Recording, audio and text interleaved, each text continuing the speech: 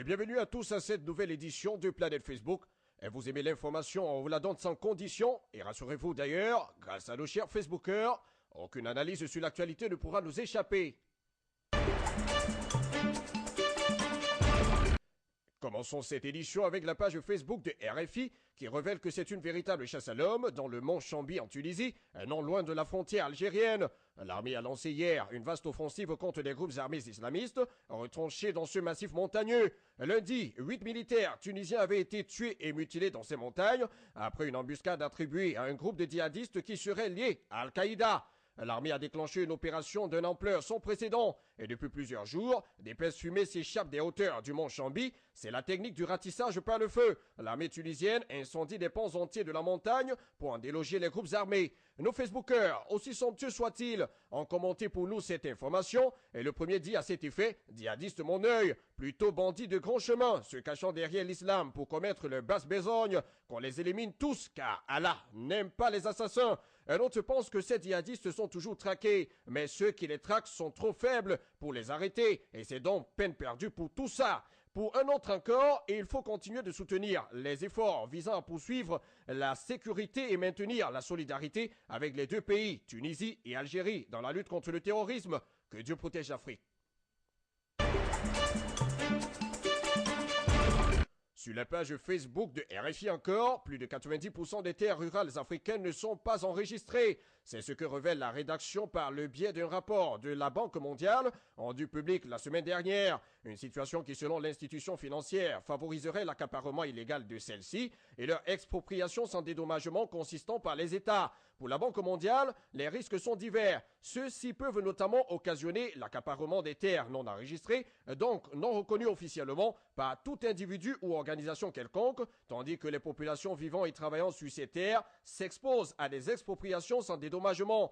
Un Facebooker sur cette question affirme que c'est que MCA a financé au Bénin sans résultat et la réforme foncière doit être menée dans la transparence et le respect du droit de la propriété privée. Pour un autre, dans son pays, la Côte d'Ivoire, où cette question est devenue le fonds de commerce électoral de monsieur le dictateur Alassane Ouattara, qui cherche selon lui à déposséder les Ivoiriens de leurs terres. Pour un autre encore, ce sont les Africains qui leur ont donné à ces Occidentaux la possibilité de les exproprier de leurs terres. Merci à la Banque mondiale quand même pour l'information. Et pour le dernier, il faut que les étudiants africains soient de plus en plus impliqués dans le développement du continent. Sinon, on va tout droit vers la dérive.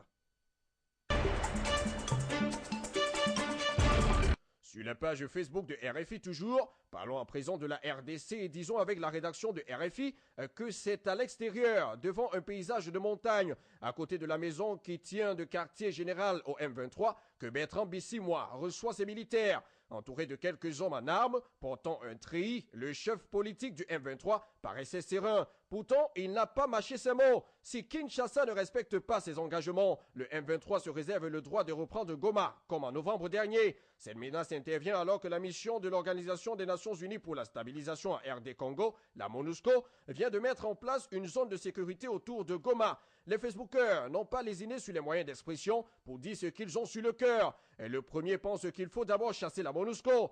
Un autre estime que rebelle est égal à terroriste.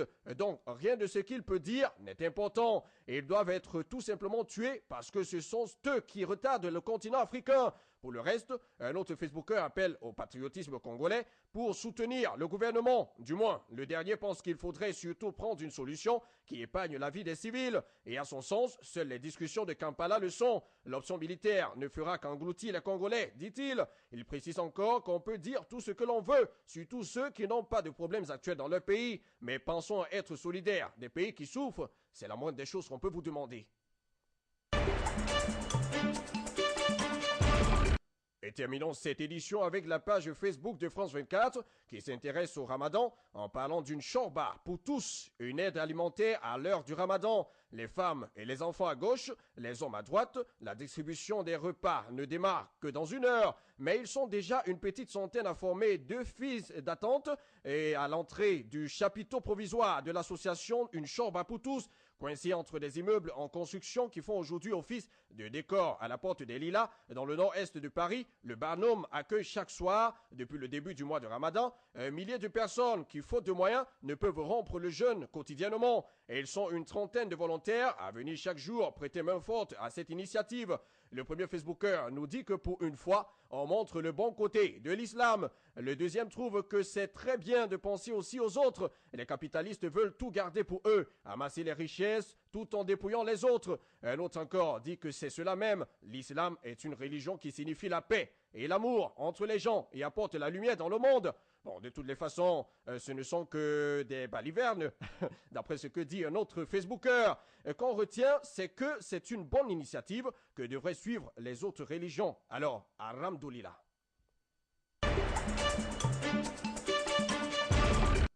Et c'est tout pour cette autre édition de Planète Facebook. Rejoignez-nous sur le www.afriquemedia.tv ou encore sur notre page Facebook Afrique Média. Et rassurez-vous, comme d'habitude, grâce à nos chers Facebookers, aucune analyse sur l'actualité ne pourra nous échapper. Que Dieu protège le monde. À bientôt sur Planète Facebook.